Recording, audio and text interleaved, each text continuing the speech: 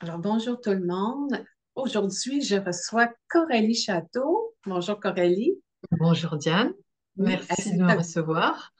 c'est vraiment un grand plaisir parce que on va découvrir qui est la merveilleuse personne derrière toutes les entrevues que tu fais.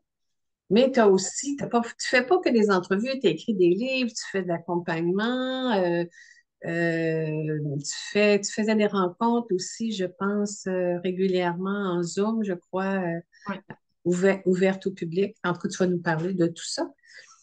Mais cette Coralie-là, qui a toujours les questions pertinentes en entrevue, moi, j'ai le goût de découvrir c'est qui au juste, c'est quoi son parcours, comment elle en est venue à s'intéresser à l'éveil, à la spiritualité, à la non-dualité. Alors, ça a commencé comment tout ça, Coralie, pour toi? Écoute, je viens d'un environnement familial et social où il n'y a absolument pas du tout de question de spiritualité. Il y a une religion catholique et des pratiquants, mais pas du tout un milieu spirituel, à part peut-être ma marraine, mais qui était loin, on ne se voyait pas assez souvent. Et d'aussi loin que je me souvienne, en fait, j'ai toujours eu l'impression d'être parachutée dans un milieu qui n'était pas le mien, où je me demandais ce que je faisais là, quoi. Et puis aussi des expériences bizarres avec mes parents quand j'étais enfant. On habitait dans un appartement où il y avait une grande salle de bain avec un miroir tout en longueur. Et puis quand je passais devant ce miroir, je ne sais pas quel âge je pouvais avoir, peut-être 6, 7 ans, 8 ans, je, je me voyais et en même temps, je me reconnaissais pas. C'est-à-dire, je me demandais qui c'était ça. Qu'est-ce que c'était que ce prénom, Coralie? Ça me sonnait pas du tout naturel, ni j'avais pas l'impression, enfin, que c'était moi, mais en même temps, j'étais partout, j'étais nulle part, tu vois. Enfin, j'avais pas conscience de ça. Je sais pas où j'étais, mais en tout cas, il y avait toutes ces expériences-là qui me faisaient très bizarre et que je savais pas expliquer, que j'avais personne dans mon entourage pour me dire, bah voilà, tu vis ça ou et puis j'ai continué à grandir et avec beaucoup de questions existentielles et spirituelles qui n'étaient pas du tout partagées par mon entourage. Et quand j'ai eu à peu près 27 ans, là, j'ai commencé à lire tous ces livres qui étaient à notre disposition, de Eckhart Tolle, de Conversation avec Dieu, etc. Enfin, j'ai eu une période où j'ai vraiment beaucoup lu. Et Qu'est-ce qui t'avait amené à te pencher sur ce type de livre-là? ben, moi, ça m'intéressait. Je voyais bien que j'avais aussi pendant l'enfance, je me rappelle quand ma sœur est née, j'avais des flashs de vie qui n'étaient pas celle-là, où elle, je l'avais vue arriver directement d'Inde, quoi. Et puis, je parlais de ça avec ma mère, je lui disais, tiens, c'est marrant, ces noms de poupées, elles ont une consonance indienne, mais il n'y avait pas de réponse, tu vois. Enfin, la réincarnation ou ces choses-là, ça faisait pas partie du paysage. Et donc, j'ai toujours eu cet intérêt-là en moi, cette recherche-là, mais je ne savais pas la définir, je ne savais pas ce que c'était. Et je pensais que tout le monde l'avait, et en même temps, je voyais qu'il n'y avait pas de partage là-dessus. Donc, pour moi, j'avais conclu que c'était pas quelque chose de forcément intéressant ou quelque chose à creuser, mais quand tous ces livres sont sortis, bah, moi, j'ai plongé dedans à fond et j'ai eu 3, 4, 5 ans où j'ai lu, mais tout ce qui sortait, et puis y compris des choses un peu plus pointues sur Télos, enfin tu vois, des choses, il était hors de question que j'en parle avec ma famille. Alors après, j'ai fait des rencontres dans mon cercle amical avec qui j'ai pu échanger là-dessus et ça m'a fait beaucoup de bien. Ça m'a aidé aussi à prendre des décisions, à changer de vie puisque j'étais salariée dans un secteur dont je commençais à me lasser. Et puis, je sais plus si c'était en lisant un livre d'Eckhart Tolle, je crois. Là, j'ai vu que j'étais pas Coralie, j'étais pas ce personnage. Donc, il y a quelque chose qui est tombé et je me suis retrouvée dans ce grand tout. Et c'est comme si je savais pas quoi en faire parce que je perdais d'un seul coup tous mes repères de fonctionnement, d'identification, tu vois. Donc j'étais un peu perdue là-dedans et ça m'a encouragée en fait à creuser encore plus et à lire davantage, à rencontrer des gens, à participer à des stages. J'ai fait beaucoup de constellations familiales. Et les constellations familiales m'ont permis de comprendre beaucoup de choses, mais pas par le mental, parce que c'était dans l'expérience directe, dans l'énergie et dans les reconstitutions de scènes, tu vois, par rapport à mes conditionnements. J'ai pu voir que bah, c'était pas moi, que ça venait pas de moi, que ça venait de beaucoup plus haut, mais que c'est ce que je portais aussi.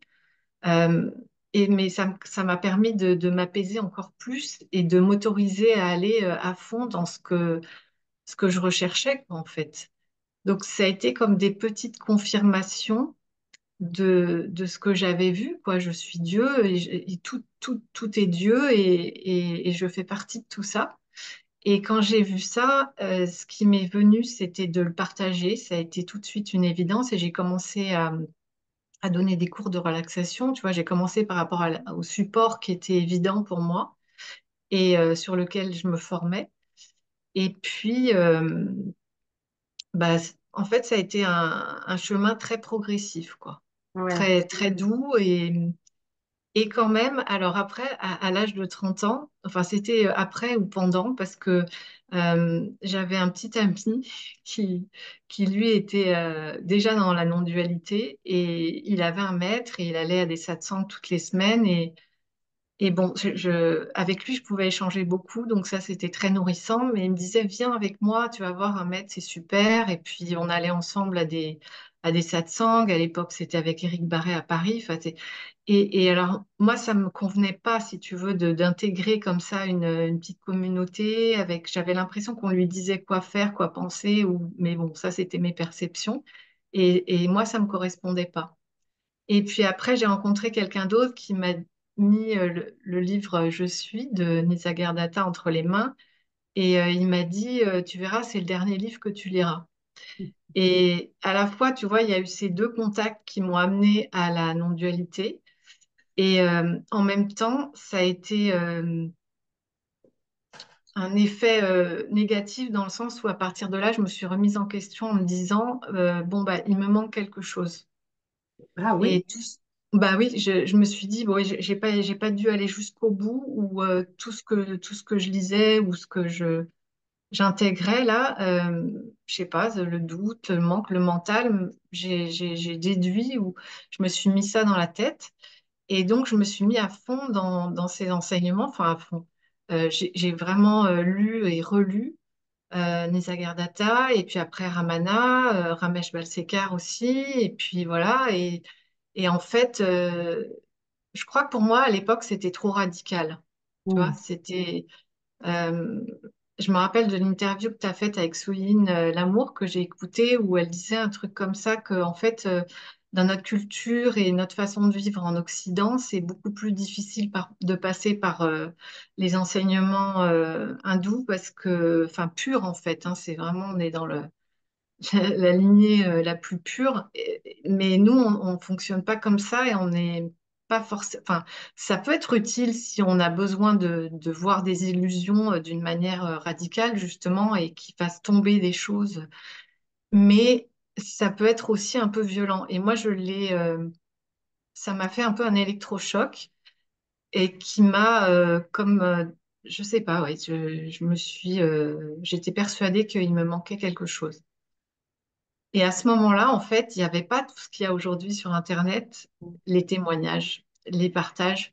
Et dans mon entourage, j'avais pas non plus de gens, j'avais plus ces gens-là qui auraient pu peut-être m'aider, m'accompagner, me dire, mais moi, je le vis comme ça, c'est comme ça que c'est ces prises de conscience-là, où j'avais simplement besoin de pouvoir situer ce que je vivais. Tu vois, en fait, c'était de cet ordre-là pour moi, c'est que il s'était passé tout ça, j'ai vu, et en même temps, c'est comme si j'avais besoin qu'on vienne me confirmer, qu'on vienne m'expliquer ce que je vivais. Et donc, c'est sûrement à partir de ça, quoi, que j'ai voulu aller plus profondément, en fait. Donc ça m'a apporté beaucoup de choses. Et il y a 2 ans, quand j'ai découvert qu'il y avait tous ces témoignages sur Internet, je me suis dit, bah, allons voir.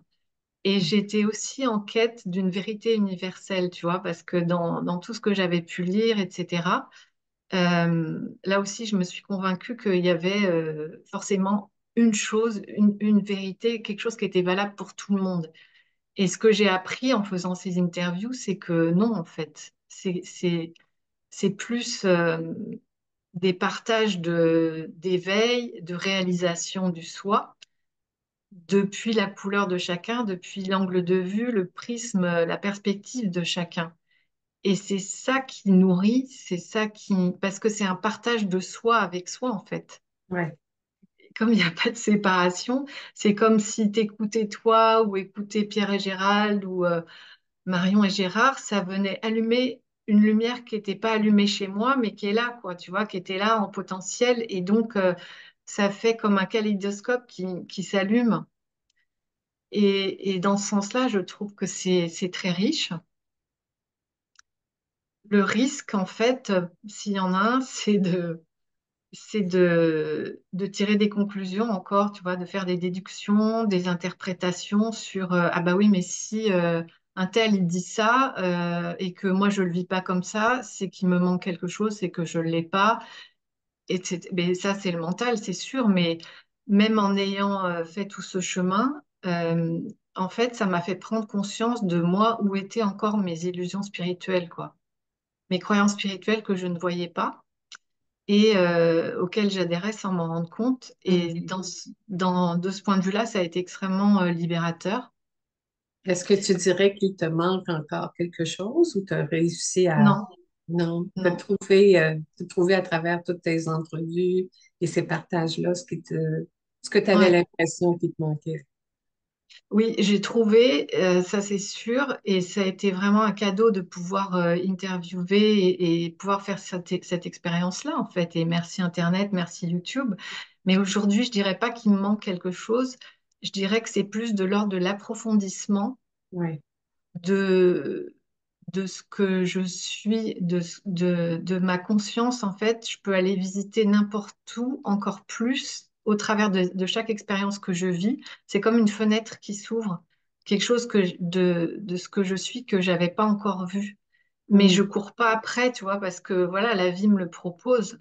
mm, Et c'est pas une recherche, mais c'est bon d'approfondir en fait. C'est ça que je me rends compte aujourd'hui, c'est que c'est juste un plaisir, un bonheur de découvrir et de vivre cet approfondissement j'ai envie de dire de moi avec moi, mais avec un M majuscule, tu vois. ouais, ouais. Et ça se fait dans mon expérience, mais grâce aux autres aussi, parce que c'est dans les relations et dans ce partage-là de toutes nos expériences et notre vision des choses, notre conscience des choses, et puis de ce qu'on est tout simplement, parce que on émane tous notre propre lumière, notre propre couleur, quoi. Mm. Sans rien enlever à personne, est-ce que tu dirais qu'il y a une ou plusieurs de ces rencontres qui ont été marquantes pour toi dans les entrevues que tu as faites? Oui, il y a des gens avec qui je me sens plus de la même famille ou du même... tu sais, dans un kaléidoscope, il y a des couleurs. Par exemple, quand tu es dans les roses, bah, il y a du rose fuchsia, il y a du rose pâle. Et puis, il y a des gens avec qui il y a des connexions plus fortes. Euh, avec Marion et Gérard, avec Ginette. Mm, Euh, j'ai pas rencontré Moudji, mais j'aime beaucoup parce qu'il y a une neutralité en fait dans ce qu'il communique aussi. Lui, il a ce côté peut-être plus universel où c'est pas. En fait, avec lui, ça évite les réidentifications parce que il reste dans quelque chose de très large et en même temps de très juste, hein, tu vois. Je ne sais pas comment exprimer ouais. ça, mais ce que j'ai connecté avec Marion et Gérard, c'est la précision, parce que j'aime la façon dont ils décrivent les choses. Et puis avec Pierre et Gérald, bah Gérald, c'est ce qu'il dégage, et puis Pierre, c'est sa facilité à témoigner, à raconter, de rassembler l'absolu Une et la relation. matière, quoi, et le relatif, ouais. Ouais. Enfin voilà, je cite eux, mais Ginette, j'ai adoré la simplicité, l'amour. J'avais fait une interview avec Issa Padovani aussi, où je n'avais pas pu beaucoup parler, mais euh, justement, c'était il y a plus d'un an et c'était parti sur la démystification, alors que c'est pas du tout ça dont je voulais Ouais. parler au départ, mais c'était très enrichissant aussi. Ouais, je l'ai vue, cette entrevue-là. Elle est géniale, vraiment. Toute l'entrevue, la manière d'expliquer Daisa, c'est vraiment, ouais. Ouais. J'aime bien, tu vois, quand il y a cette précision, et puis là, c'est vraiment, il y a une forme de maîtrise ou de... C'est des gens qui ont été vraiment à fond Ouais. dans leur recherche et par rapport à leur propre prisme, par rapport à leur propre conscience. Donc ça, je trouve que c'est Puis, très curieusement, enrichissant. quand ces gens-là vont autant à fond, il en ressort une grande légèreté, une grande, Ouais, euh, pas peut-être un détachement, mais surtout non seulement de la joie, mais de la légèreté par rapport à tout ce qui se passe. Comme pour paraphraser Charles Coutarel, une espèce de je m'en foutisme total quand ça devient compliqué. Ben non, on s'en fout, ça c'est pas important. Tu sais, il y a une belle danse, je trouve, qui s'exécute à ce moment-là avec ces gens-là. ouais, ouais, ouais. Tu as commencé à faire des entrevues quand? Ça fait combien de temps? Je crois que c'était en janvier 2023 et j'avais commencé avec Emmanuelle Herrera. Elle aussi, elle est très précise. Ah oui, ah oui, ah oui, ah oui. Ouais, ouais.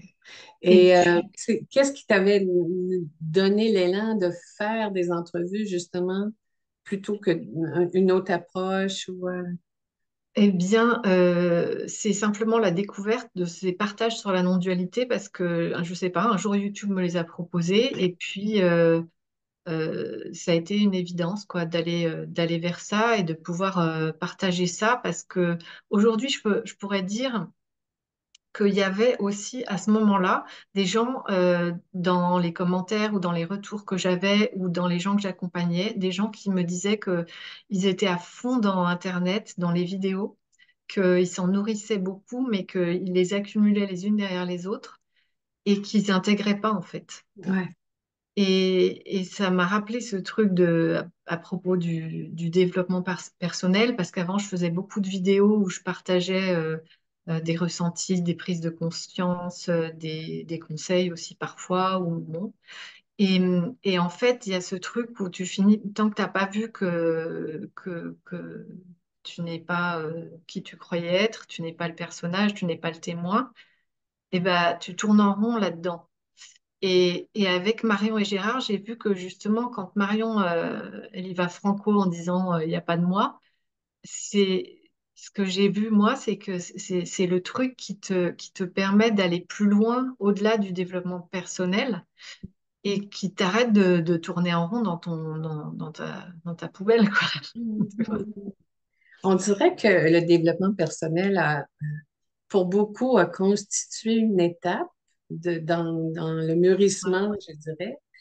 Mais en même temps, c'est Grégory Moutombo qui disait que ça devient éventuellement un des principaux obstacles à l'éveil, à la reconnaissance de soi, à ouais. la réalisation, parce que on a développé le personnage, mais au détriment de revenir à l'intérieur.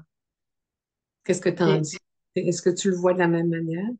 oui, mais ça, je leur ai dit plutôt il y a 5 ans ou même avant, où il y avait plein d'outils de développement personnel qui étaient uniquement centrés sur la personne et Ouais. vendre du rêve et vous allez pouvoir accomplir ça, devenir ci, etc.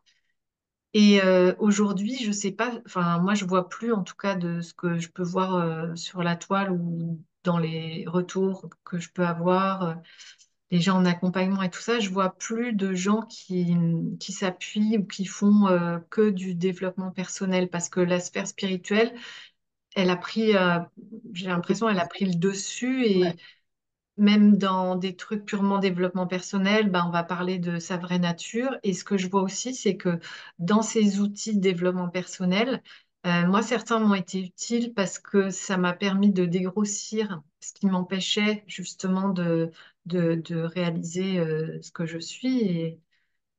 Et, et je sais que je sais plus quel maître dans les années 60, là, ils envoyaient les gens faire du lying, ou enfin, tu vois, des techniques purement pour dégrossir, quoi. Mais moi, ça m'a rappelé l'époque entre 25 et 30 ans où j'avais tellement de charges émotionnelles, j'avais tellement mes blessures, si tu veux, elles me sautaient à la figure en permanence et je revivais toujours les mêmes trucs. Et heureusement, peut-être que j'ai utilisé ces trucs-là temporairement Oui, pour dégrossir, pour alléger le truc qui fait que ah bah, je peux m'apaiser et puis du coup cet apaisement permet une ouverture et des prises de conscience que j'aurais peut-être pas eues, tu vois. Moi c'est comme ça, je mets pas tout à la poubelle et de toute façon je pense que le tri va se faire tout seul, quoi. Ce qui n'est pas juste, ça oui, va tomber tout seul. Mais je suis pas très au fait de ce qui se fait purement au niveau développement personnel. Récemment, j'ai découvert grâce à Elvira le design humain. oui.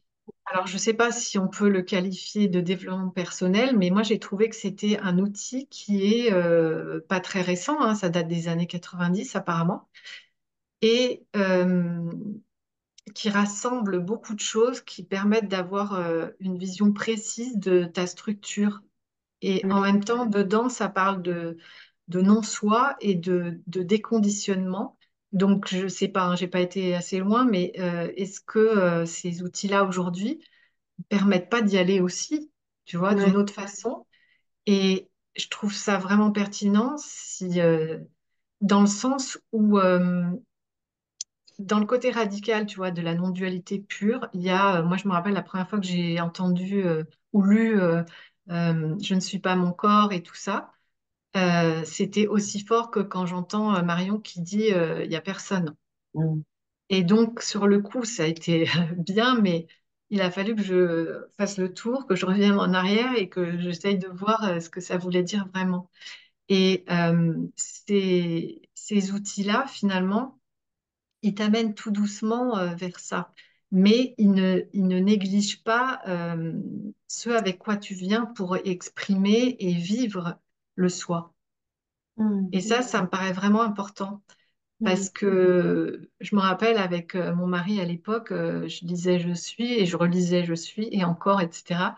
Et puis on plaisantait ensemble, je disais, mais de toute façon, t'es pas ton corps ou des trucs comme ça. Mais aujourd'hui, je vois des gens qui viennent vers moi parce que ils sont dans un espèce d'entre-deux où il y a un décalage ou une dissociation du fait de, comme s'ils étaient perdus, quoi. C'est-à-dire que oui, il y a réalisation que je suis pas ça, et en même temps, du coup, comment je fais pour vivre avec ma structure telle qu'elle est. Et de mm, ce que j'ai capté du design humain, ça te permet, c'est comme un mode d'emploi qui te permet de mieux vivre, pas dans le sens recherche du bien-être, mais de pouvoir réaliser d'une manière la plus, plus peut-être plus facile parce que tu comprends plus mieux douce. Oui, c'est avec ça. quoi. Mm. Et tu négliges pas ce qui est là dans ce qui t'est apporté, tu vois, au niveau énergétique qui s'est matérialisé dans le physique. Mm. Je trouve que ça permet d'éviter d'essayer de faire rentrer un rond dans un carré puis dire, ben, la structure que je porte, le corps que j'ai, le personnage que j'habite en ce moment, c'est, bon, c'est du mal dit, mais ses attributs, ses attitudes, ses talents, ses capacités, c'est plus ça. Pourquoi je forcerais à vouloir absolument changer ça? C'est plus de danser avec, C'est ça. de faire équipe avec ce qui est là, justement, puis de s'amuser plutôt que de se faire violence, puis pour reprendre une expression chère au développement personnel, de tenter de devenir une meilleure version de soi-même. Ouais, Bon, tout le monde qui me connaît savent que je suis plus capable d'entendre cette expression-là, mais parce qu'il n'y a pas à améliorer, il y a juste à faire avec finalement, tu sais. Est-ce que toi, depuis que tu fais des entrevues, est-ce qu'il y a des choses qui ont, euh, je dirais, changé pour toi? Est-ce qu'il y a des prises de conscience ou des voiles qui sont tombés de manière vraiment assez importante pour que tu dises, ah oui, ça a un impact majeur. Ouais. Euh, Bah, c'est la prise de conscience par rapport à cette recherche de vérité universelle qui est tombée. Et puis, à un moment donné, j'avais fait une liste de toutes les croyances spirituelles euh, qu'on interprète, que le mental interprète en écoutant des enseignements ou des témoignages. Ça, c'est ce qui est le plus fort. Et en fait, ça m'a peut-être libérée de quelque chose et de ce que je te disais là par rapport à il me manque quelque chose. Bah, ça, c'est complètement parti. Donc, il y avait sûrement un truc résiduel. Et puis, bah, le bonheur de pouvoir partager avec tous ces gens, quoi, de tout ça. Moi, j'aime beaucoup faire ça. J'ai l'impression de dessiner, tu sais, un tableau, et puis chacun vient mettre sa couleur et tout ça.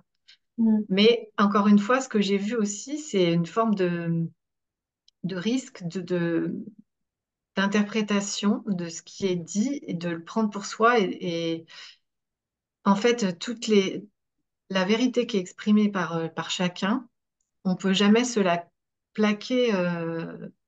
Ce sera jamais juste. Et ce que je vois justement pour revenir au design humain, c'est que si ça peut t'apprendre le design à voir quelles sont toi tes portes, tes fenêtres, tes qualités, tes faiblesses, et bah du coup tu tombes pas dans ce piège-là parce que tu sais que même si l'autre il a dit ça et que c'est juste pour lui, toi non. Mm. Et donc il n'y a pas cet écueil-là. Et ouais, quelque part, aujourd'hui, je serais plus tentée de faire des interviews vraiment que de partage et de témoignages plutôt que d'enseignement. Alors qu'à un moment donné, avec Gérard et Marion, il y a eu plusieurs interviews de suite parce que je voulais approfondir et clarifier encore plus, tu vois, aller dans la précision.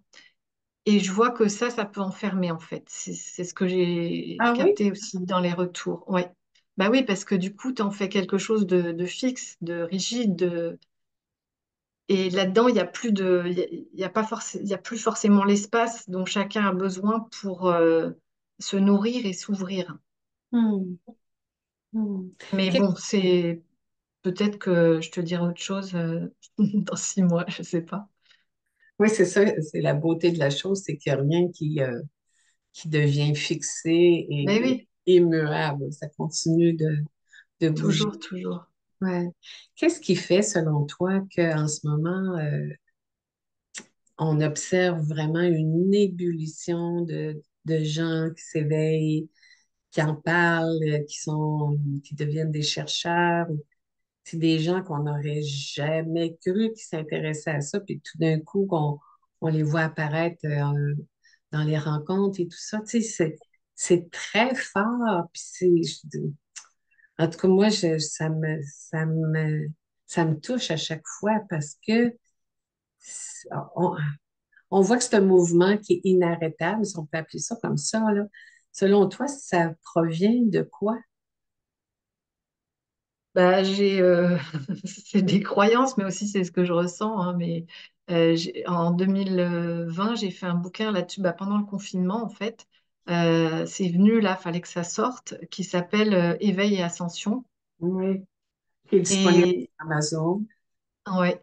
Oui. Et je parle de tout ça et parce que justement, moi, j'ai cherché à comprendre d'où ça venait, ça, cette curiosité-là qui s'étend à tout le monde. Et puis, pourquoi tous ces gens sont attirés par ces livres, comment quelqu'un comme Eckhart Tolle peut devenir l'auteur le plus lu dans le domaine spirituel, mais partout, alors que c'est quand même assez pointu et que finalement, enfin, il y avait cette curiosité et donc j'ai laissé venir et puis bon, j'étais influencée par, je dis, mes propres croyances ou ce que j'ai pu lire et explorer au niveau astrologique et tout ça. Et ça, c'est inscrit en fait.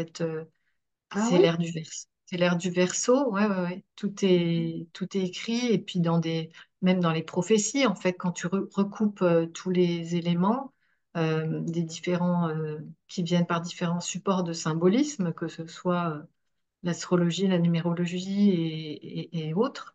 Euh, Ça, c'est dit, quoi.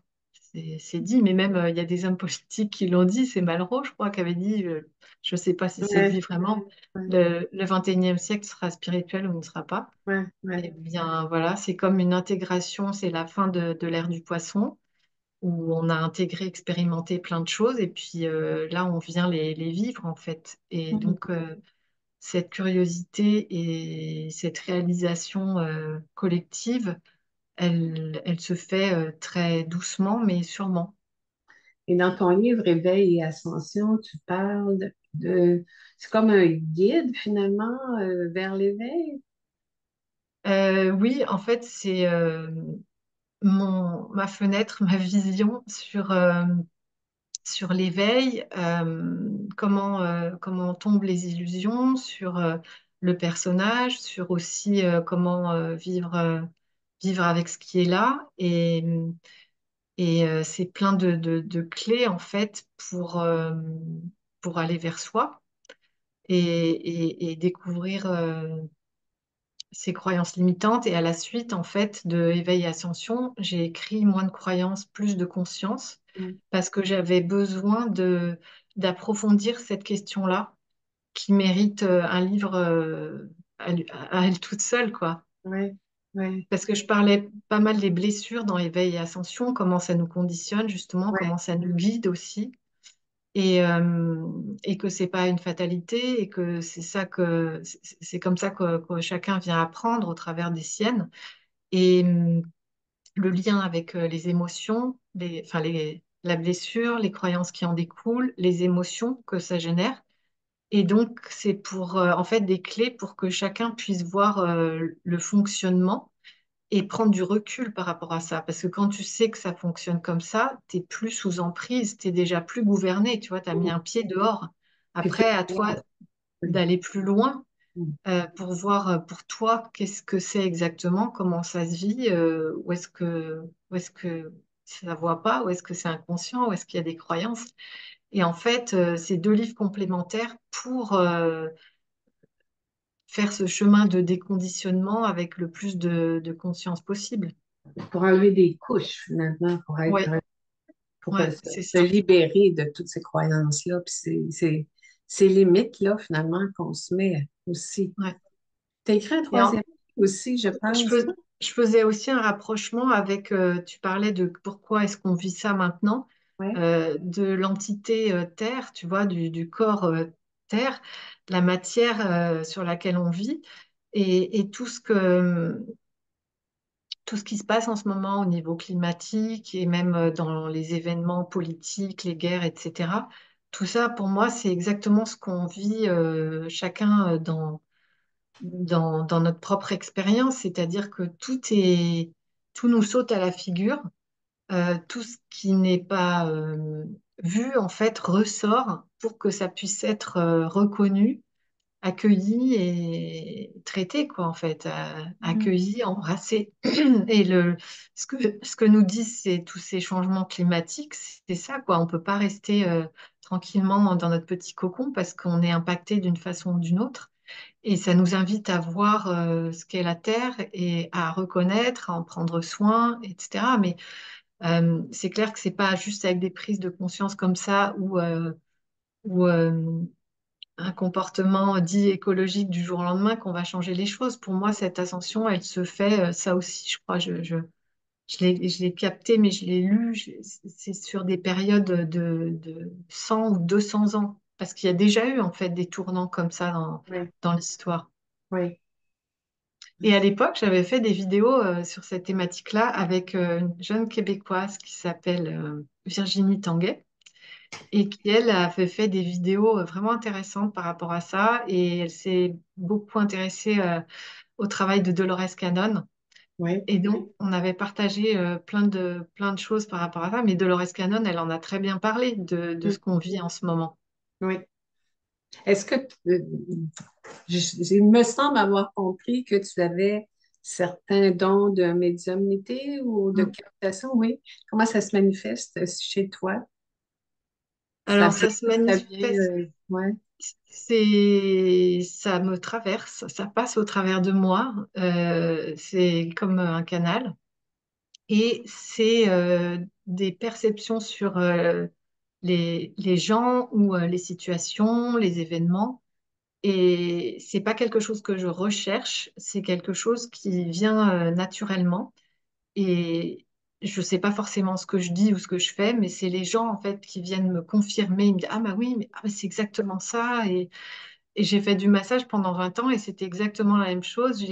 Quand j'ai commencé le massage, les gens me disaient, mais t'as un don, mais c'est pas possible, parce que je ressens énergétiquement et par le toucher, mais simplement dans la présence, je ressens aussi. Donc c'est quelque chose que je peux pas expliquer, mais qui vient par différents canaux de ressenti, de toucher, de parfois j'ai des images. Alors c'est pas une photo précise avec des pixels, c'est une image. Ça peut être une autre vie ou ça peut être enfin avant, après, même s'il n'y a pas de temps, tu vois. Je peux la situer par rapport au contexte, à ce que je vois, et je communique ou non les informations à ceux que ça intéresse, quoi. Quand c'est dans un accompagnement, une consultation, je dis pas forcément tout ce que je vois d'ailleurs, je sens en fonction de ce que l'autre peut entendre et prêt à entendre, parce que si c'est quelque chose qui va choquer, blesser ou qui va créer, je le sens aussi ça. OK. Et donc, c'est pas quelque chose que j'ai appris, c'est Ça quelque chose. s'impose comme une évidence. Ouais. Mm. Parfois aussi, c'est par l'auditif. J'entends quelque chose que je peux moi retranscrire en mots, mais que j'ai reçu sous forme d'informations vibratoires et qui, passant par mon mental, ça fait un message. Ça fait pas forcément une phrase avec des mots, mais c'est moi qui vais le traduire en fait. Je vais Mm. juste être je vais le communiquer. Je suis juste l'interface par laquelle ça passe. Tu utilises beaucoup ça là, avec tes accompagnements? Oui, parce que l'expérience m'a montré que c'était juste en fait. Et j'ai pas de technique puisque je te dis, je l'ai pas appris et je fais surtout pas de prédictif. Je dis pas l'avenir des gens ou j'essaye pas de les rassurer en leur disant ça va bien se passer ou des trucs comme ça. Non, c'est pas du tout de la voyance et je me sens pas du tout capable de faire ça et puis c'est pas ce que je veux non plus. Non. Ouais. Donc, avec le temps et l'expérience, en fait, j'ai appris à utiliser ce don-là et je m'en sers d'un point de vue uniquement thérapeutique et découverte de ce qui est, quoi. Pour les éclairages que ça peut apporter. C'est ça, c'est des éclairages, ouais. Est-ce que tu avais ces capacités-là lorsque tu étais jeune? Alors, je les avais, je te dis, par exemple, quand ma sœur est née, je voyais quelqu'un en Inde, une femme, donc je voyais ces images-là. Mais comme c'était pas du tout entendu dans le milieu dans lequel j'ai grandi, j'ai mis un couvercle. Oui. Mais ce qui n'a jamais arrêté, c'est que tout le monde venait me voir régulièrement, soit pour me raconter ce qui n'allait pas pour eux, mais très tôt, hein. Et puis, je me rappelle en sixième, cinquième, enfin, c'est vers 11, 12 ans, ça continuait, les gens venaient à moi et je comprenais pas, moi. Donc, bah, je m'asseyais, puis j'écoutais. Et parfois, je disais des choses, mais je sentais que ma présence, tu vois, les gens m'ont toujours dit que j'étais calme. Et moi, je comprenais pas parce que je sentais que j'étais plutôt anxieuse ou que j'avais les mêmes angoisses qu'eux parfois ou les mêmes questionnements. Donc, je n'avais pas de moyen de repère, en fait, ou de confirmation. Et il y a une amie que j'avais dans les petites classes, sa mère, elle était hyper branchée et elle me disait, mais toi, t'es artiste, toi, t'es ci, toi, t'es ça. Et malheureusement, je l'ai pas vue très longtemps parce qu'elle est décédée dans un accident de voiture. Et en fait, voilà, j'avais une grande solitude par rapport à ça. Et peut-être que c'est ça qui m'a poussée à aller chercher Mm. plus tard parce que pour moi, c'était vital, en fait, de pouvoir être qui je suis. Mm. Quand tu étais petite, qu'est-ce que tu avais envie d'être plus tard? une profession, une carrière, je sais pas, un travail? Ouais, autour de l'enseignement. Ah, tu Ouais, vois. enseigner. Bon, ouais, j'ai beaucoup joué à la maîtresse et tout ça, mais de pouvoir éclairer, éclairer accompagner. Ouais, en fait, c'est ça, aider Mm, aussi. Ça, mm, c'était là, très présent. Mais je me posais pas trop cette question-là. Et puis, je suis partie au départ dans une autre voie, rien à voir, dans le commerce international. Et puis, bon, bah, forcément, assez vite, je me suis ennuyée. ouais. Et j'ai été obligée de revenir à ce qui me correspondait, quoi. C'est drôle comment ça se dessine quand même assez tôt, cet élan-là d'aider, de contribuer, d'enseigner, de partager, d'éclairer. On dirait que quand on le regarde avec nos yeux d'aujourd'hui, on voit que ça a toujours été là finalement. Ouais. C'est Hein. ça, faut le recul, en fait. C'est toujours après qu'on peut dire, ah, mais oui, mais alors, en fait, tout était parfait, le timing était Ouais. parfait, les événements, aussi durs soient-ils, étaient parfaits. J'ai appris ça, j'ai pris conscience de ci. Et donc, tu vois, tu me demandais ce que j'avais appris aussi de toutes ces interviews. Bah, si je devais retenir qu'une chose, c'est fous-toi la paix, quoi. C'est parce que voilà, tout est parfait et il y a des moments de la vie où on se dit, ah non, c'est pas possible, il y a des gens à qui je dirais pas ça, tu vois, selon ce qu'ils vivent, mais c'est pourtant ça qui se passe. En tout cas, moi, c'est ce dont je peux témoigner et je vois que c'est pareil pour d'autres. On dirait qu'on apprend à reculons. Tu sais, c'est Ouais, comme, plus les années passent, on dit, ah, ça a servi à ça, et ça, j'ai compris ça, ah, c'était déjà là. Tu sais, c'est comme si on vivait un peu sur le pilote automatique jusqu'à ce que l'éveil se manifeste de manière plus claire, peut-on dire. Mais tous ces apprentissages-là se font bien après coup, bien plus loin souvent dans tout le processus, dans tout ce qu'on vit. C'est là qu'on peut voir que tout est toujours parfait. ouais, C'est ouais, c'est dur à entendre c'est dur à entendre pour les gens qui souffrent, là, j'en conviens, puis c'est ça. je le comprends tout à fait, mais il n'y a rien d'inutile. Il y a Rémi Tremblay. Tu connais Rémi Tremblay? Non, Rémi, ici au Québec, est un de nos sages, là, si on peut dire ça comme ça. Puis euh, sa mère a perdu sa sœur, donc la fille, assez tôt, je pense. Il me semble que c'était à la fin, juste autour de la vingtaine, quelque chose comme ça.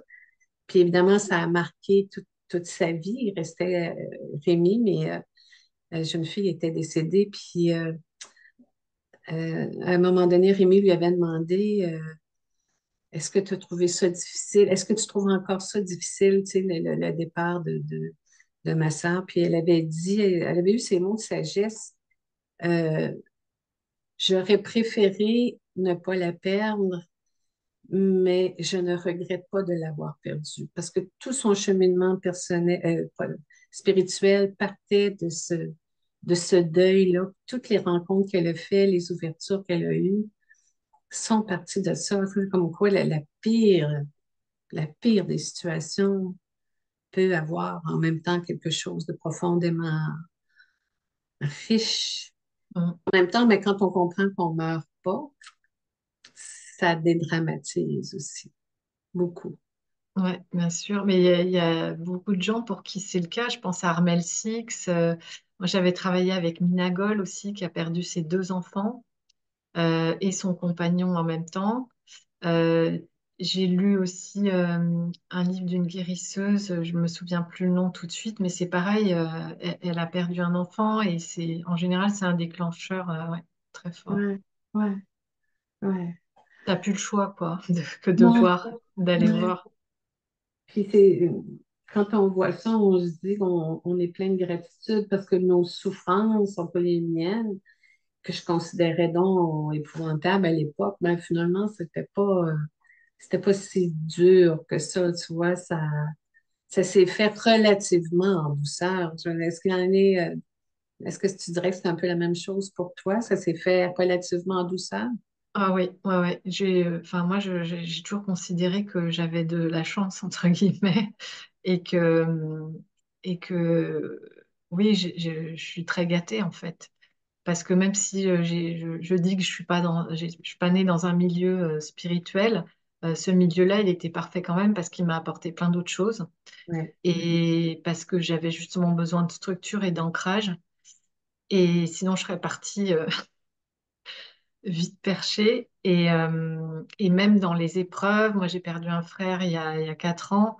Bah, c'est pareil aujourd'hui. Enfin même sur le coup, ça n'a pas été un drame au sens où j'aurais pu le vivre 20 ans plus tôt, tu vois. Parce que j'ai eu le temps de voir venir, lui aussi.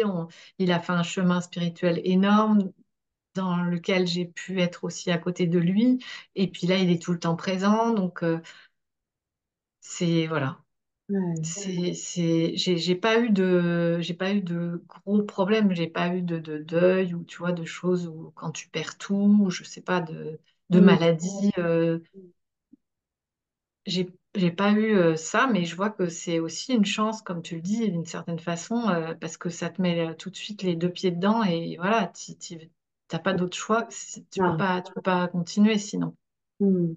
Je ne sais plus qui disait ça, que je ne suis pas sûre que c'est Ramana, mais enfin qui disait que la souffrance est nécessaire jusqu'à ce que tu réalises qu'elle n'est pas nécessaire. Tu sais, c'est une espèce c'est quasiment un koan, là, mais ça permet de voir que finalement, peut-être que ça prend ça parfois pour se réveiller, Ouais. mais qu'au final, une fois que tu es réveillé ou tu es éveillé, tu te rends compte que ben, on peut apprendre autrement que dans la souffrance aussi, on peut Mm. vivre autrement. Est-ce que ça t'a donné tout ça? Tu viens d'y répondre un peu là, par rapport au décès de ton frère, mais dans la vie de tous les jours, est-ce que tu observes que tu réagis plus de la même manière, que tu vis plus finalement de la même manière parce que tout s'est apaisé? Comment tu qualifierais ça? Je dirais que c'est vraiment depuis que ce moment-là où j'ai vu en lisant un livre d'Eckhart Tolle qu'il y a quelque chose en termes de confiance. Enfin, j'ai vraiment intégré que tout était OK et que euh, tout est juste, tout est parfait. Et ça m'a profondément apaisée, quoi. Il y a quelque chose qui a vraiment connecté. Et après, il y a eu des cycles, il y a eu des hauts et des bas. En plus, j'ai hyper sensible, beaucoup d'émotions. Donc ça, c'est toujours là. Mais la paix de fond, elle est là, y compris dans des circonstances qui sont parfois, qui foutent vraiment la trouille, quoi. Et donc là, ça fait longtemps, ça fait depuis que j'ai 30 ans, en fait, qu'il y a cette paix et que j'intègre tout doucement et que je le concrétise dans ma vie. Et c'est pour ça, quand je te dis j'ai beaucoup de chance, j'ai l'impression que j'ai déjà tout, en fait, parce que euh, il y a cette paix que je peux vivre. C'est pas seulement ce que je suis, c'est que c'est concret dans ma vie. Et encore une fois, il y a eu des événements difficiles. Quand mon frère est décédé, en même temps, je me suis séparée de mon compagnon. Et puis là, au début de l'année, j'avais une petite tache de rousseur sur la joue qui, en fait, on m'a appris que c'était un mélanome. Mm. Donc ça, tu vois, c'est des événements pas très agréables. Et cette expérience-là, je l'ai pas, quand les médecins m'ont dit ça, il s'est rien passé, tu vois, sur le coup. C'est-à-dire que ce qu'ils m'ont dit, c'était hyper choquant dans ce que j'entendais d'eux et dans ce qu'ils projetaient, parce qu'ils sont médecins, ils sont là pour me mettre en garde, me dire occupez-vous, soignez-vous, etc. Mais moi, je me sentais pas malade, j'avais pas de symptômes. Et j'ai pas cru en fait à ça. Et avec le recul, je me dis, mais peut-être que j'y ai pas cru euh, parce qu'il y a eu tout ce chemin Mm. et parce qu'il y a reconnaissance. Donc, mais j'ai vu et je me suis dit, c'est quand même hyper dangereux parce que tu vas voir quelqu'un, on t'apprend que tu as une maladie. Et donc, tu t'es déstabilisé, tu fais confiance, tu remets ton autorité en fait à l'autre. Et là, ça peut basculer du jour au lendemain. Mm. Parce que moi, sans y croire, j'ai quand même ressenti des symptômes que je n'avais pas avant, qui se sont manifestés pendant, je sais pas, peut-être 3 jours après. Et la tache de rousseur était du côté droit. J'avais mal dans tout le côté droit du corps, mais jusqu'aux pieds, hein. Mais des trucs que je n'avais jamais ressentis. Donc je pense que j'y ai pas cru, mais il y a une peur qui a dû descendre Ouais. dans mon corps et qui s'est manifestée par ces douleurs qui étaient très fugaces. C'était assez bizarre. Et puis après, ce qui était très inconfortable, c'est que on te dit ça, mais tu as tous les examens qui viennent et t'attends pour avoir les résultats. Il y a des interventions chirurgicales, donc ça, c'est pas très sympa non plus. Surtout que moi, j'ai jamais eu de problème de santé, donc pour moi, c'était très nouveau. Et, euh, et donc, pour quelqu'un qui y croit parce qu'il ne sait pas et qui se sent vulnérable, bah, le diagnostic peut engendrer De la plein peur. de la Mm. peur qui se manifeste dans le corps par des trucs Ouais. qui n'étaient pas encore révélés. Ouais. Tu vois, ou alors juste des manifestations de la peur, parce qu'après moi c'est reparti, mais toute la période d'attente m'a ramené en fait dans le présent, tu vois, d'attendre des résultats, de savoir, parce que chimio, pas chimio, et ben vraiment comment dire, c'est une expérience qui m'a pas consolidée, mais qui m'a encore plus ancrée dans la présence, quoi, en fait. Mm. Et c'était pas cool tous les jours, hein, parce que l'intervention en elle-même, c'est douloureux physiquement. Ouais. Ouais. Je dis pas que c'est facile et que je suis passée comme ça au travers, mais j'ai pu voir tout ça et de ce point de vue-là, j'ai trouvé que c'était intéressant. Mm. Mais c'est très intéressant ce que tu dis parce que j'avais lu il n'y a pas tellement longtemps, tu sais, que parfois on a un petit souci de santé, on va chez le médecin, puis on ressort avec un diagnostic, des fois catastrophique ou quelque chose comme ça. Puis on dirait que notre vie change, mais en même temps, il n'y a rien qui a changé entre avant la visite et après la visite. C'est juste la, la croyance en l'autorité du médecin, qui peut être tout à fait vrai, là, je remets pas ça en cause, mais euh, il y a quelques années, 2 ou 3 ans, je me rappelle plus, mon conjoint avait eu un malaise et puis il avait été voir le médecin, puis il a passé plein d'examens. Puis moi, je lui disais, t'as rien, t'as rien, Ouais, t'as rien. C'était tellement fort, tellement une évidence, t'as rien. Puis finalement, il a passé des tapis roulants et tout ça. Puis là, ils ont dit, ah, t'as des artères de boucher. Puis quand il est revenu à la maison après ces examens-là, puis qu'ils lui ont dit ça, j'ai fait, ben non, ça n'a pas de sens.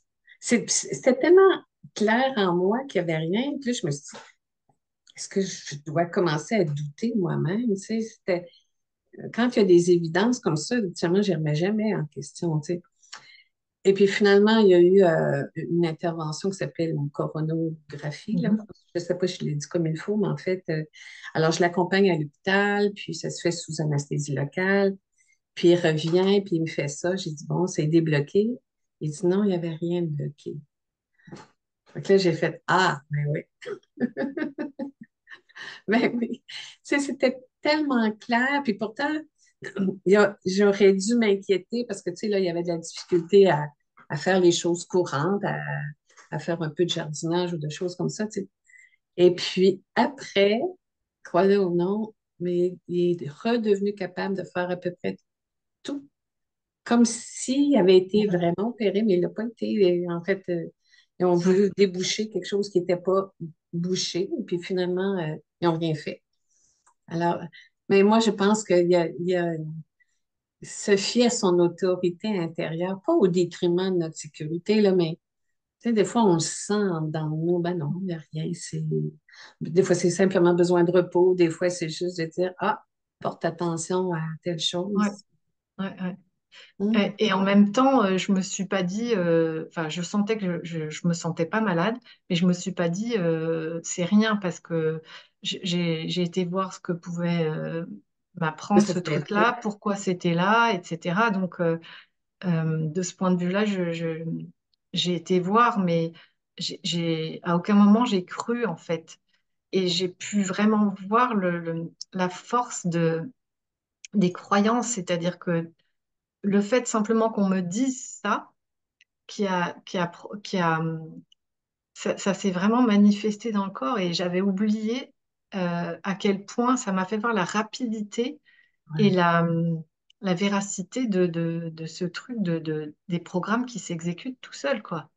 ouais, Et le fait, par rapport à ce que tu dis, je trouve ça intéressant parce que peut-être qu'il y a une façon d'aider les gens qui se pensent malades ou qui sont réellement malades pour que c'est une nouvelle forme de soin, en fait. oui.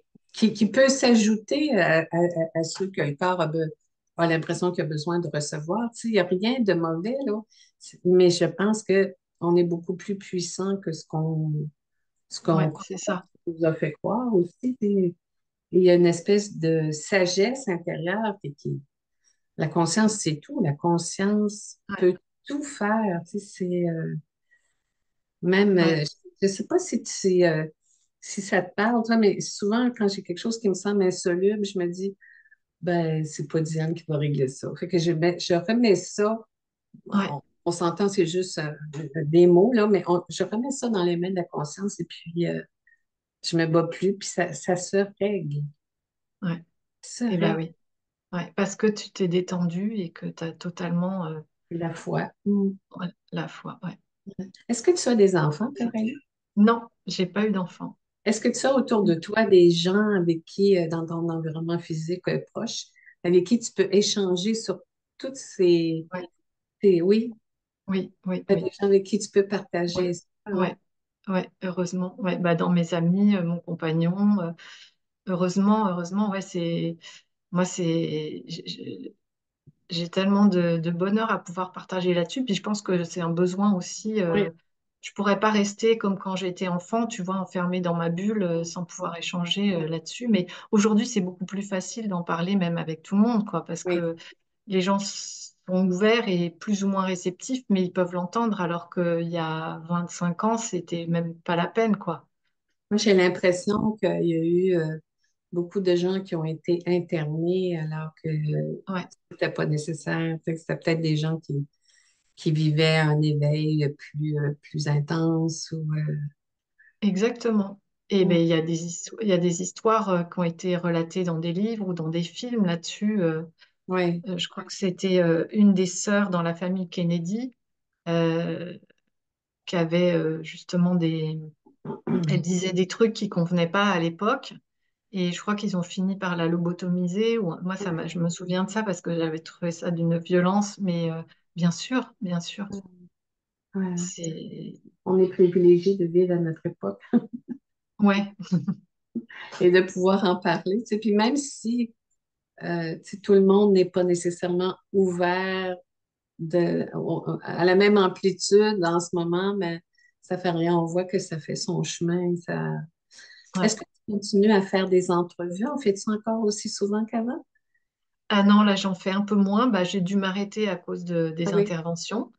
Et puis là, je me laisse porter par l'inspiration, tu vois, il y a aussi des contacts, des rencontres qui se font, et puis hop, ça se fait, c'était pas prévu, et voilà, là, j'ai pas si j'ai un rendez-vous, mais j'ai rien de planifié, tu vois, je fais pas je sais pas. Hum. J'aime beaucoup ça, vivre comme ça, moi aussi. Ouais. Ouais. Tu as écrit un troisième livre aussi, non? Alors, le tout premier livre, donc, c'était Vivre simplement, Oui, simplement vivre, oui. changer de regard sur la vie. Ça, c'était vraiment ce que je voulais partager tout de suite après que cette réalisation, quoi. Hum, À l'époque, j'ai partagé surtout dans ce livre-là sur à la fois le fonctionnement, l'énergie. Enfin, je voulais amener des évidences, mettre à la conscience des évidences, c'est-à-dire ce qu'on peut tous voir dans notre quotidien, dans notre corps, dans nos émotions, tu vois, dans nos différentes strates de fonctionnement et comment tout ça, ça s'imbrique. Et bon, c'était un pont aussi vers la spiritualité. Hmm. Et donc celui-là, il date de 2004, je crois. Et puis après, j'en ai écrit un autre qui s'appelait Enquête de soi Ah, je ne l'ai pas vu, celui-là. Ouais. et qui était plus un roman initiatique. Et après, il y a eu Éveil et Ascension et moins de croyances, plus de conscience. Hmm. Est-ce qu'ils sont tous disponibles sur Amazon en ce moment, non? Le deuxième, non. Le Non? premier, il est en rupture de stock. Je ne l'ai pas fait rééditer. OK. Et donc, il reste les deux derniers. Les deux derniers sont disponibles sur Amazon. Et dans tes accompagnements, les gens qui viennent vers toi, c'est quoi les principales demandes qui reviennent le plus souvent? Alors, avant que je fasse ces interviews sur la non-dualité, c'était principalement par rapport à des blocages, des difficultés ou une forme de souffrance. Et maintenant, il y a aussi des gens qui veulent un peu ce que je recherchais moi, tu vois, des confirmations ou de les aider à voir ce qui se joue sur leur chemin. Oui. Et puis, il y a quand même, je te disais, des gens qui se sentent en décalage, c'est-à-dire qui croient à je ne suis pas mon corps, mais ils savent pas où ils sont. Hmm. Hmm. Hmm. Et voilà, donc c'est plus. Moi, je me sens pas enseignante ni enfin la non-dualité pure et c'est pas mon truc. Hmm. Je J'accompagne par rapport à ce que je suis tel que je suis dans ma structure, par rapport à ce don. Et je ne peux faire que ça, en fait, si tu veux. Mais j'essaye pas et je précise bien que je ne suis pas enseignante non duel. Et en même temps, j'ai plein d'outils que j'ai utilisés avant sur les blessures, les émotions, tu vois, tout ce que j'ai fait sur mon propre parcours, bah forcément, je l'utilise. Ouais. Ouais. Et dans les gens qui me contactent, c'est toujours des gens qui ont des points communs avec mon propre chemin ou des expériences en commun. Et donc, ça me parle assez vite aussi et je vois comment je peux les éclairer. Hmm. C'est fascinant parfois de voir les gens qui se présentent pour un accompagnement, puis on a l'impression que le miroir est parfait là, dans ce qu'ils se Mais à chaque dénoncent. fois, tu sais, je suis obligée de m'arrêter et de Oui, dire non, mais c'est oui. pas vrai. Tu vois, il y a ça aussi. Ouais, puis des fois, c'est des choses que je me disais, ah, c'est réglé ça. Puis finalement, la personne, elle arrive avec son angle de vue. Puis je fais, ah, zut, non, c'est pas réglé.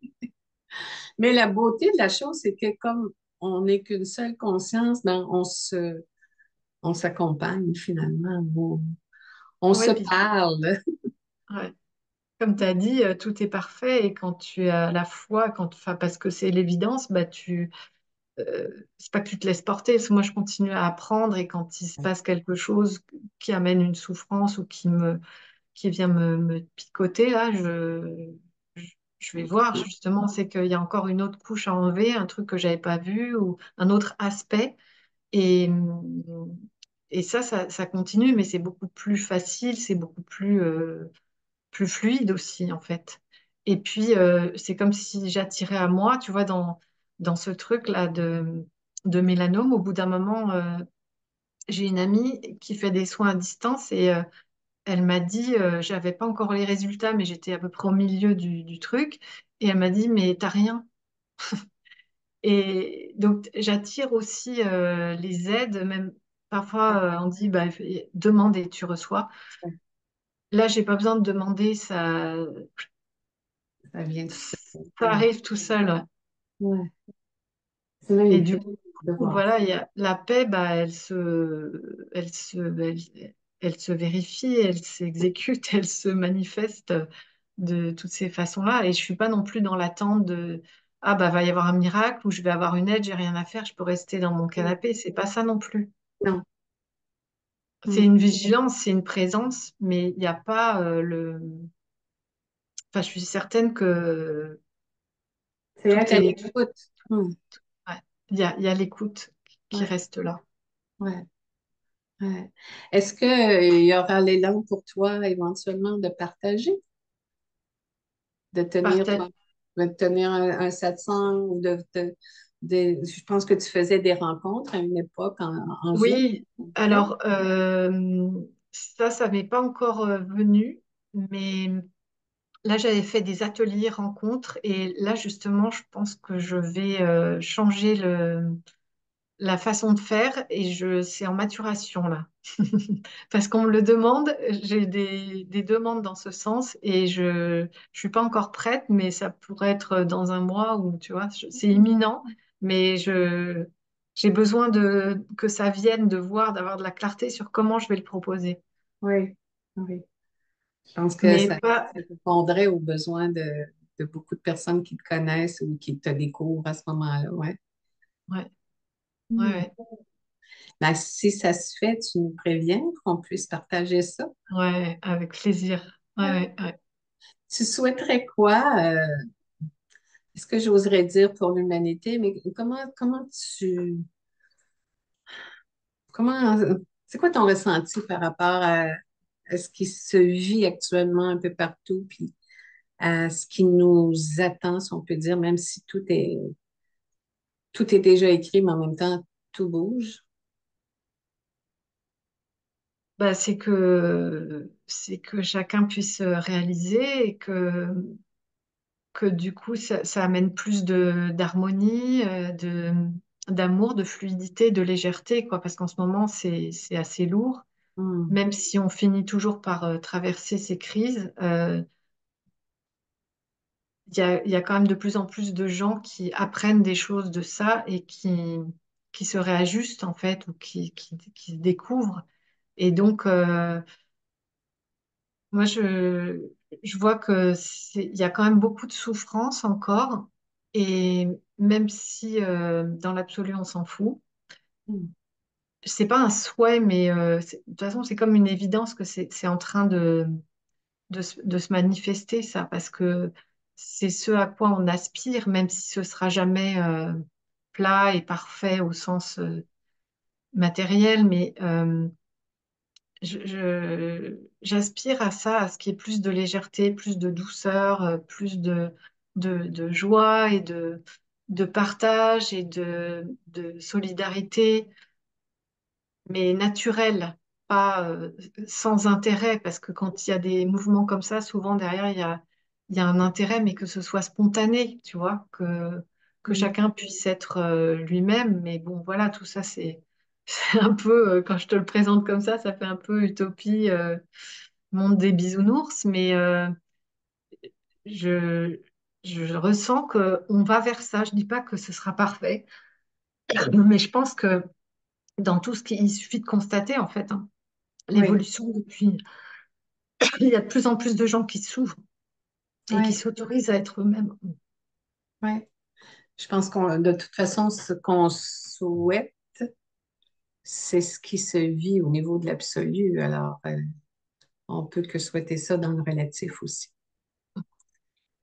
Ben, je vais te dire un immense merci. D'abord, un grand merci pour les belles entrevues que tu nous offres.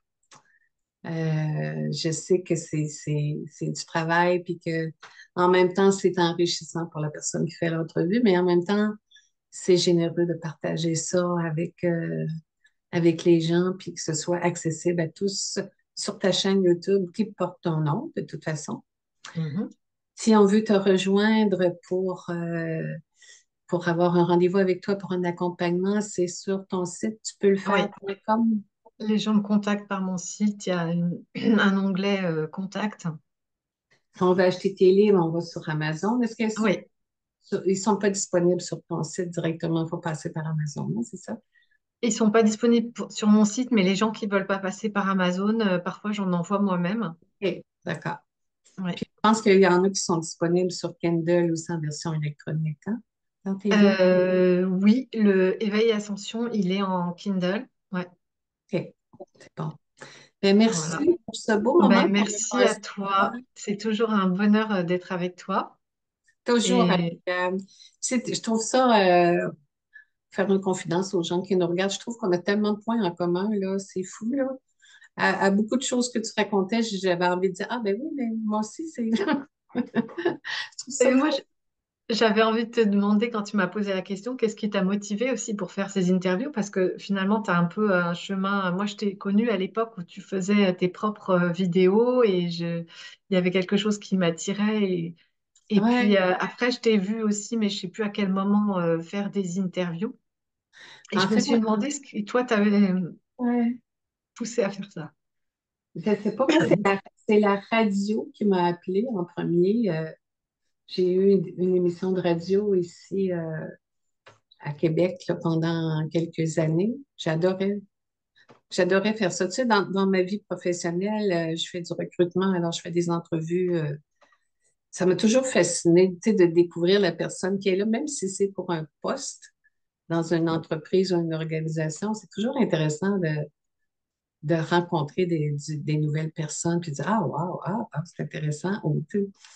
Alors, quand je suis tombée en amour avec la radio et puis je me suis mis à recevoir des gens et puis ça n'a jamais arrêté après. Mhm. Je pense que c'est juste l'élan de rencontrer des personnes. Puis la beauté de la chose, c'est que maintenant, on peut partager sur YouTube les rencontres les plus passionnantes. Tu vois, même récemment, j'avais fait une rencontre avec Catherine en connexion, qui est une amie à Elvira. Et puis Catherine n'avait pas fait d'entrevue. Mais j'ai dit, bon, peut-tu se parler juste nous deux au moins?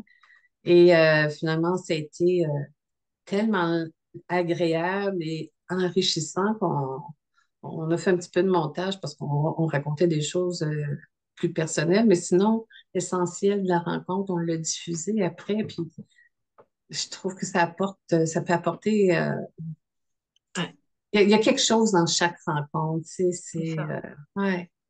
Même dans ma vie de tous les jours, tu es peut-être comme ça, toi aussi, je vais aller dans je sais pas moi, mon conjoint a une activité, puis je l'accompagne, mais je pose des questions. C'est comme un défaut. Non, Ouais. mais Ouais. l'humain nous intéresse, on va dire ça comme ça. Oui, c'est ça. Moi, j'ai toujours cette curiosité immense. Je me lasse pas, c'est Ouais, de rencontrer les gens et de découvrir un autre regard, quoi, un autre point de vue. Et c'est à chaque fois, il y a quelque chose qui, je te disais, qui s'allume en moi. Ça me renvoie quelque chose et j'ai l'impression de m'élargir ou Enfin, c'est ouais, c'est enrichissant. Mais ce que tu dis, j'ai souvent, quand j'ai l'occasion de parler avec les gens que je vais interviewer, euh, je ne l'ai pas encore fait, mais ça fait plusieurs fois que je dis, ah, j'aurais dû enregistrer. ouais, Euh, Ça me l'a fait avec Elvira. Je l'ai appelée, je pensais que ça allait durer 5 minutes. On est resté 1 heure. Je dis, mais j'aurais dû enregistrer. ouais.